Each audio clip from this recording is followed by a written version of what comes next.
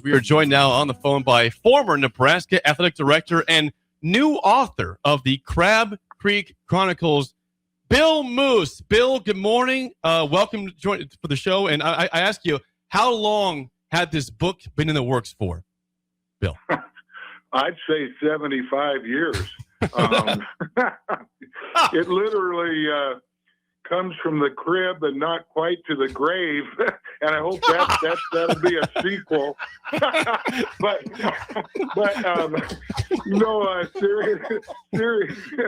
seriously, 5 years. I actually started while I was still at Nebraska. I'd been wanting to do this for a long time, and then when COVID hit, I started to put together the templates and everything. And I need to say, and I'm proud of this, this is a self-penned memoir. I had no ghostwriter. I wrote every word, and the print version is well over 600 pages. But there's a lot in there, and it family history and a lot of lessons learned, and on into my playing career, which was a dream come true, and then some tragedies. Having to pick myself up from some tough falls, and having people help me along the way, and then on into the 4 AD jobs I had at Montana, Oregon, Washington State, and Nebraska, and really dive into those pretty deep. Bill Moos joins us, and he's the former AD who just wrote a book. Why was writing this book so important to you? Well, people, Sip of all people, I'm a storyteller. Mm-hmm. I have been since I occupied the back seat of a 13-seat 1951 Chevrolet school bus in Edwall, Washington. And the young kids would congregate around me and listen to my fiction. Yeah. But this is not fiction, and I've lived a blessed life. And I think anything I can pass on, especially to my children and other members of my extended family, that was the most important part. But I wanted to tell this story, and it's got anecdotes, it's got fun, it's got drama, it's got characters. My publisher said it's a memoir that reads like a novel. It is a page turner, and there are cliffhangers, and like every book that you read and show that you watch, there's a hero and there's a villain, and sometimes there's multiple heroes and multiple villains, but that's what makes life interesting, and I think it's what makes this book fun. Bill Moos, now just so it's clear to people, Nebraska's just 2 chapters in this book. It's a big book, a lot going on in your career. Again, you were the AD at 4 different schools, major schools. Just 2 chapters about Nebraska. How would you characterize those chapters, and how would you characterize your tenure at Nebraska? When you think about your tenure, what goes through your mind first? Yeah, well, first of all, a lot of the theme that I have in my book was risk-taking and being brave enough to enter into things that might not work out and all that. And also, I use my term, GFer. The world's full of people who are sitting around at 55 and 60 years old telling anybody who will listen, gee, if I'd have done this, or gee, if I'd have gotten out of bed in the morning, or gee, if, and I never wanted to live a life that I could ever look back and be a GFer. But Sip, you got to realize, and you and I have talked about this a lot, I was done with the profession when I left Oregon, and realized as we were building our ranch here in Washington that after a couple of years I wanted to get back into it. I had a lot more gas in my tank, and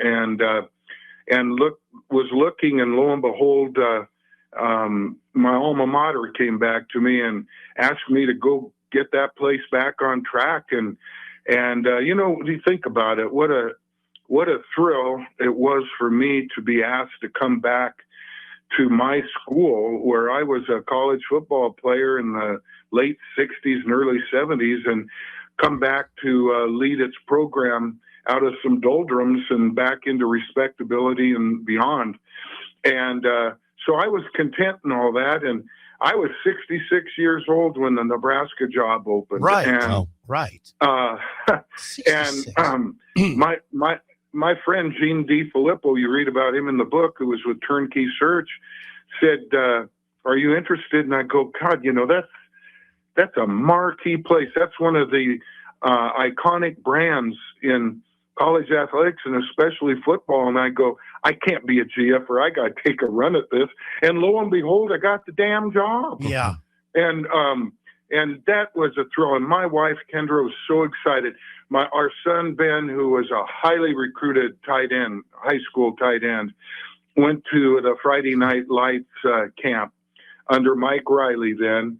And that was in, I think, 2016, maybe 17. I can't remember. I think it was 15 or 16. But anyway, and Kendra went back there and she fell in love with the place. And so one thing led to another. And hey, it's October of 2017, and I'm heading to Lincoln, Nebraska for my last roundup, and it was a doozy. Yeah, and one of your first orders of business, and this is in the book. One of the most compelling parts of your book is your description of your meeting with Scott Frost during your Frost was at UCF. Nebraska was going to hire a head football coach, and you orchestrated this sort of secret meeting in Philadelphia with Frost. And I was captivated by this in the book, and originally when you told me, I was blown away. I remember you read the chapter to me at one point. That meeting did not go particularly well. Please expand on that. Well, let's take a step back. Okay. I'm in, and maybe you didn't read this because I think it's in the chapter leading up to it. Okay. And I get the opportunity to interview under the radar. Nobody knew where we were actually in Dallas. I guess I can say that now. There were 5 Division I sitting ADs that were interviewed for that job. I was your one of job. those 5. Your job. Yeah. Okay. Yes. But I knew going in, hey, why do you fire a sitting AD in the end of September? Oh, no. And there's only one reason, and that is to get the new AD in place in order to secure the new football coach. Mm-hmm. I mean, stop and think about 100. it. Yeah. Yeah. And so I remember I sent a message to Gene D. Filippo the night before the interview. I'm sitting in Dallas getting my stuff together. And I go, Gene, hey, let's cut to the chase here. At the end of the day, I'm a football AD. Mm-hmm. I played it at the highest level. I played with distinction. I've got one of my coaches just went in the College Football Hall of Fame. The other one's on his way to do it. They've been coaches of the year. My FCS coach won a national championship. I am a football guy. I know what I'm doing. I can get this thing turned around. And these guys have to know that. And I get it. And you should read that. It's the end of chapter 12. Okay. And at the end of my spiel, D. Filippo goes, I know that, Bill. And I've already told them. And that's why you're here. I was hired to hire the football coach. Okay. And didn't take long for me to realize who I was there to hire was Scott Frost. And so, you know my stories. I've told you, Sip. I went under the radar up and interviewed Chip Kelly at his kitchen table before the season was over. I've been known to do those things. And I liked it. He would have been a good fit in a lot of ways. You guys in the media probably wouldn't have liked him, but he wins football games, and he knows how to do it. And that was met with resistance. And so I was getting the feel for it.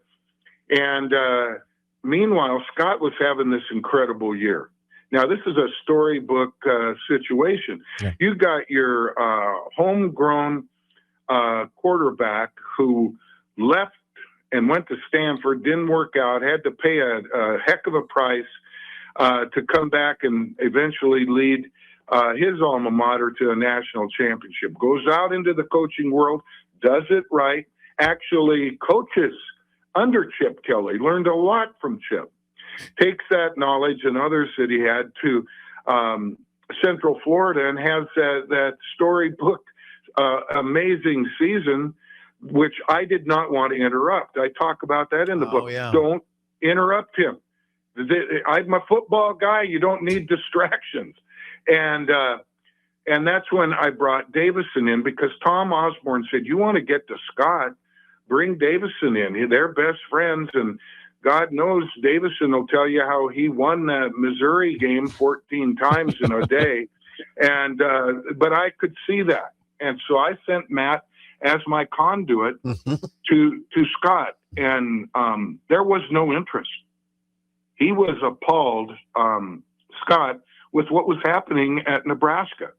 And I had to get through to Matt to get it to Scott that those days are over. I'm here now. This is my roundup. I'm running the ranch. And fortunately, we were able to get a sit down in Philadelphia that nobody knew about. I like to go to the airport hotels, get a suite. I had Kendra with me, my wife, and I wanted to go one-on-one with Scott. I did that with Mike or Mike Leach. I did it with Ernie Kent. I did it with a lot of my coaches, and to get a feel if I wanted to pursue it. So we had it all set up, and Kendra had the room set up as she always does. And in comes Scott with Jared Lundbrack, who I didn't even know who he was. They were both in sweats, hadn't shaved. And to me, that's a red flag right there. But, and then Matt jumps up and hugs him and says, come on, sit down, let's get this thing going. And I looked at him, and if that glare that I gave Matt Davison could have won a major conflict war in the world, because he knew his ass was in trouble. But as he closed the door, as Kendra was leaving, I said, you come back in here and sit down, honey. I mean, if this is going to be a group chat, you're in it. And so it went, and you know, the book tells how it went.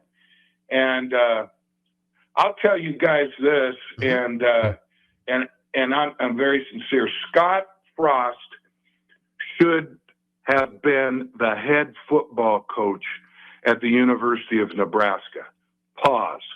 But not at that time. Oh, okay. He deserved that, but he wasn't ready. Nebraska wasn't ready. The cards that were dealt were terrible. His first game that was going crazy, you were all there, got rained out. The next the next week, his prize quarterback gets hurt, and they lose 5 or some in a row. 6, yeah. Oh, but he's got that runway and everything. Well, before you know it, he wins 5 in 18, and then we're in 19, and then we're into COVID. And I feel for Scott, because he felt the pressure of his alma mater of getting it to where he wanted to be. And Nebraska wasn't ready to be there. Scott Frost wasn't ready to be there. And it was a sad situation. I had to figure out how to get this thing navigated through there. And it's too bad. And I will reiterate, Scott should have been the football coach at Nebraska when Matt Rule got it. That's my opinion. Bill Bush, 93.7 The Ticket. Twofold question for you. In your book, you talk about the extension that Scott Frost got. The question I have for you, the Breakers would like to know, is the extension is very unique, as discussed. Can you explain the extension, and then you could also explain what is extension normally? How does it normally work within?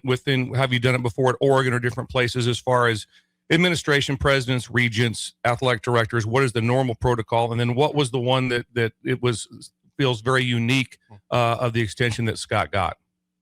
If you read that chapter, I think it's 12 again. Yeah. And I should know, I've read the daggone book 7 times as proofreading and editing. But I walk into that interview room and there's 2 guys, Ronnie Green and Hank Bounds. Okay.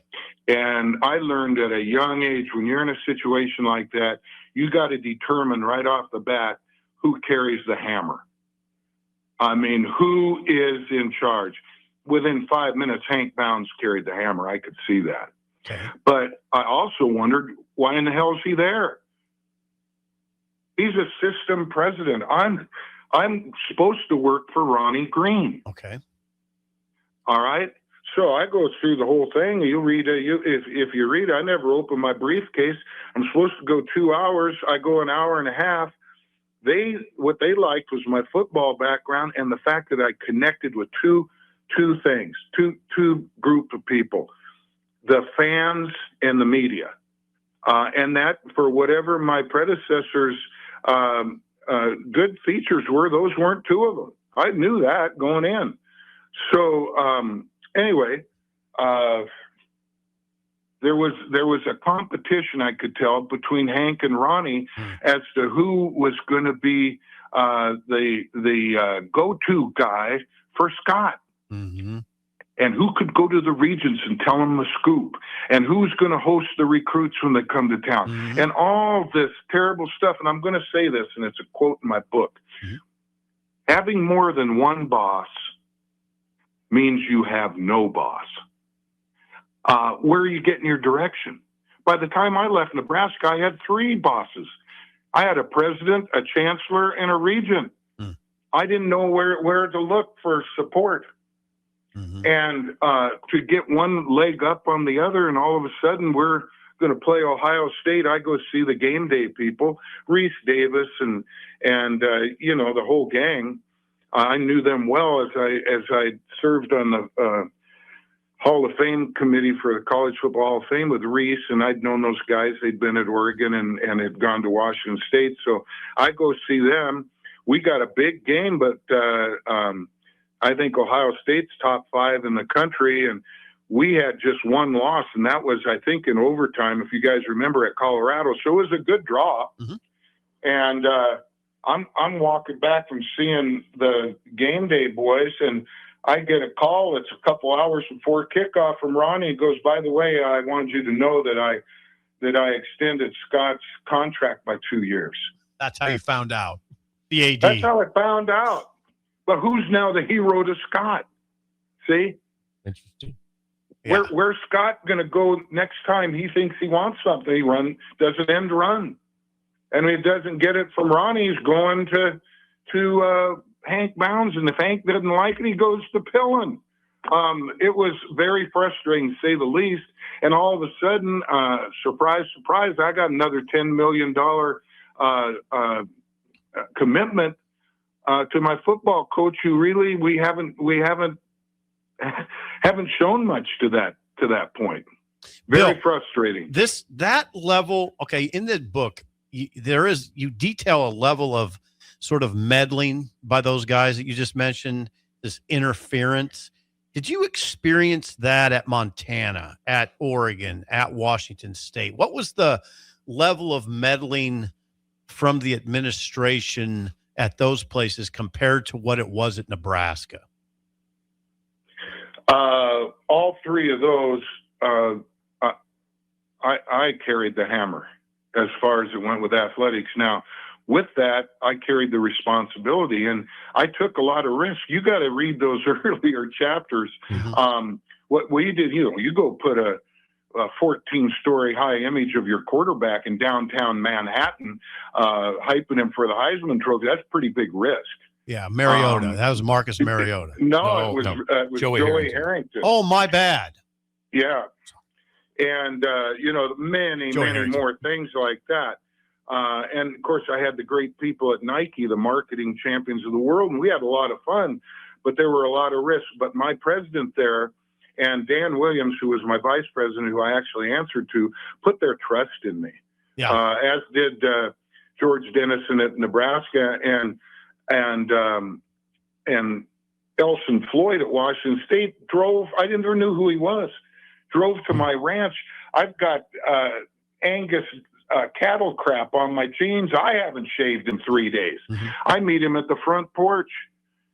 He goes, Bill Moos, I'm Elson Floyd, the president of Washington State University, and I came here to bring you home. Well, guess who had the support there? I said, oh, hey, what a thrill. I'll do that, but I'm not going to come down there and be a maintenance man. We got to build facilities, hire and retain coaches, and recruit the entire country for the best players, and you're going to have my back. And boy, did he. I never got that at Nebraska. Oh, boy. I'll tell you what I did have, and I wanted to make sure I said this to you guys today because it means a lot to me to have this conversation. Uh-huh. The fans at Nebraska, the people of Nebraska are the most wonderful folks I've ever known in my life.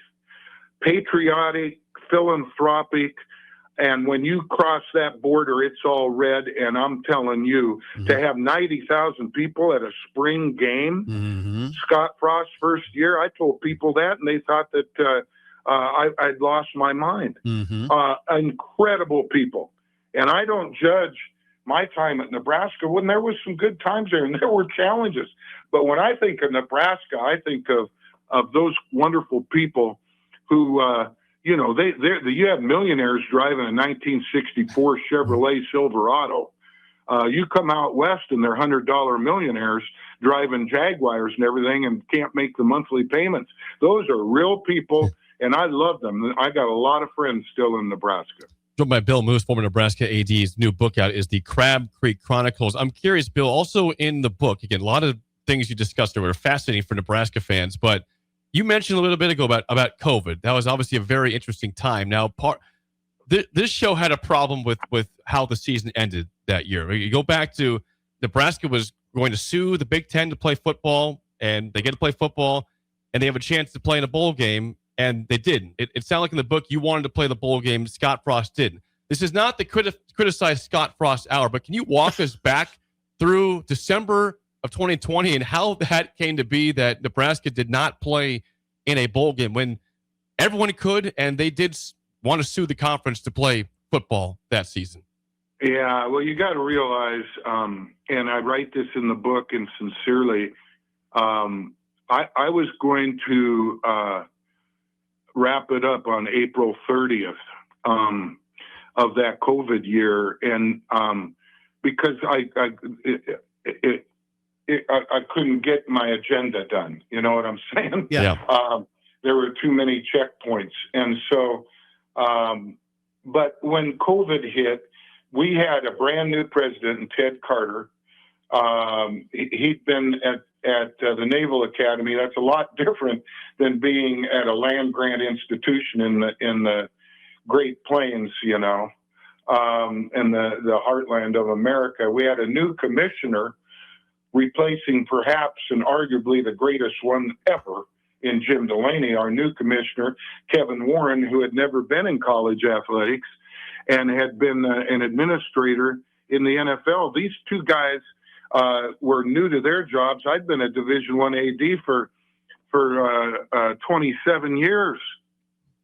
I wasn't going to go leave that school in that situation without navigating and trying to navigate through COVID.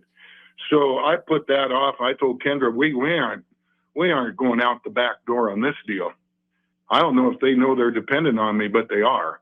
And as I found out, the Big Ten depended on me too, me and Gene Smith at Ohio State. And we carried the torch to get some kind of a football schedule. Now, I write in the book, and it's true, I asked my CFO, John Jentz, at the time, hey, if we don't have a football season this year, what's the financial hit? He went back, punched the numbers, came back. He goes, Bill, we will lose $100 million in a fiscal year. And I go, well, we got to get something. And I went to work. And I say in my book, I go, when I went to Kevin Warren, I'm telling you something. Nebraska needs football, and football needs Nebraska. And if I got to go schedule my own non-scheduled game, if I got to schedule North Dakota State and Wyoming and Northern Arizona or whatever, Nebraska's going to get a football game. And he went nuts on that, and I didn't care. And we finally got a schedule. If you recall, it was the third one that we considered. And it had us playing, and as it turned out, the toughest schedule in the league, but I won't get into that. And then it had at the end, you play your final game, I think was our 8th game, is determined at the end of the year based on your record. Do you guys remember that? Sip, you remember that? Yes, I do. Okay. Ours came up to be Rutgers. Yep, that's right. Garrett Classy, who was my senior deputy, one of the two that I brought in, was my liaison to football. He comes in my office and says, Scott doesn't want to play the Rutgers game, and I went nuts. Yeah. And I go, bullshit, excuse me. That's okay. I know this is a family show. No, you're fine. But I busted my butt to get the schedule, and we're going to play it. Well, we go play it, and we win. Okay. Meanwhile, the restriction that you had to have six wins to get in the postseason was dropped because of COVID and the limited number of games because of altered schedules and also positive testing. We didn't play Wisconsin that year because they had too many positive tests, but we could get into a bowl game. And we had to fill our obligations in the bowl game. And I thought, gosh, I don't know if we can get in any of those. So I called my old friend Pete Durzis that I'd known through my years at Oregon and Washington State. He was with ESPN, and he was in charge of all of the ESPN bowls. And I go, Pete, I need your help. And he goes, you got it. What do you need? And I go, I got to get Nebraska into the postseason.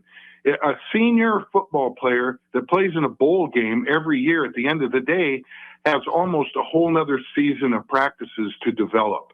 Why do you think Nebraska, one reason, I mean, Tom Osborne, Bob Devaney, the great fans, but they also had all those extra practices that most schools didn't have for every year because they were in bowl games. We were not getting it. It's like another spring football to develop the younger players. And we desperately needed that. And I got word that Scott had a vote after the Rutgers game. Yep. The players didn't want to play in a bowl game. And I again went straight to the roof and turned left. Get him up here. And I said, Scott, and I love Scott Frost. You got to understand, he needed to be coached and mentored, and he needed to have a few more years before he got to Nebraska. I said, I can't be doing this. The animals are running the zoo. That's what's wrong with college football today. I've got us in one of 3 bowls. I can't remember what they are now. And he goes, well, we took a vote. And I said, I would have given my left leg to have played in a bowl game. You couldn't do it back in my day. If you didn't win the Pac-8 or the Big Ten in those days, you couldn't go to a bowl game. And you went to one every year. He goes, would you come down and talk to my team? I go, no, I will not. That's your team. You go talk to him. And he went down and called me that night at home and said, hey, we'll go play in a bowl, Bill. You made a great case. And I said, too late, Scott. All the bowls are filled now. That's yeah. That's immensely frustrating. This is a lot of frustration that I'm hearing. And then a lot of the one thing there's a lot that got people's attention in this book, and the one thing that really got my attention beyond all the stuff you've talked about is when you were pulled into a side room at PBA. You're contemplating a basketball move, and you had to make a hire. You're going to have to make a hire, and you were told summarily that you couldn't hire a certain coach. Go ahead, expand on that. Well, here we are again. The meddling. Yeah, well, and we weren't. Tim Miles was doing a nice job, but we weren't moving the dial. Right. And I felt it was time to.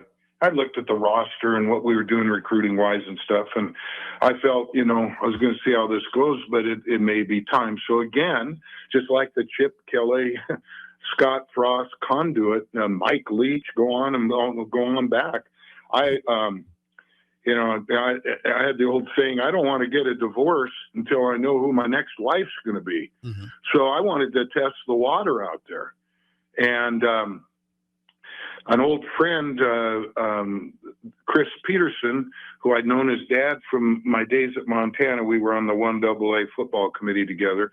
And Chris had worked at Nebraska, and also he had played at Kansas State and worked there and got to know Dana Altman, and they became great friends.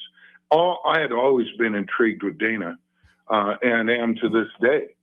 But and what he ended up doing at Oregon, and believe me, he wasn't the first choice at Oregon. You had Tubby Smith and all these guys and all this, and Dana went in there and he took that place and old schooled it right into the Final Fours and Pac-12 championships and gone on and on and on. Incredible.